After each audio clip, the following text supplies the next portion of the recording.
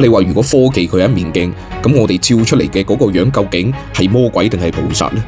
你睇下戰場上嘅嗰啲科技，一架幾萬蚊嘅無人機掛住啲炸藥，對住嗰個走投無路嘅士兵，一邊嗌佢投降，一邊就已經鎖定咗目標。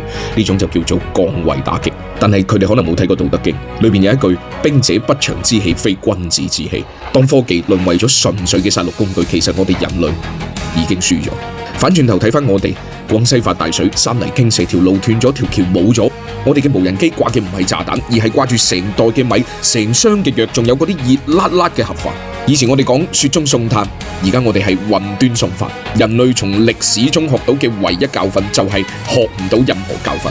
但我覺得中國人係例外，我哋發明火藥，最後用咗嚟整煙花慶祝。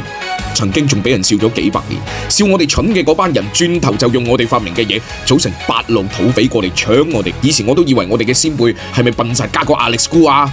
但今日一對比，人哋天降死神，我哋外賣之神，一個掛炸藥，一個掛叉燒包。突然間我啲自豪唔知點解滿到寫晒。莊子有云：物無害者無所用，安所困苦哉？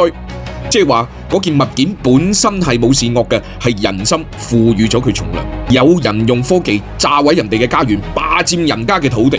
我哋嘅科技用嚟鋪路搭橋，咁自己整就梗係慢過直接去搶啦。但係唔通腳踏實地都要俾人恥笑？難道你以為我哋唔識去搶咯？你又以為我哋真係搶又搶唔到咯？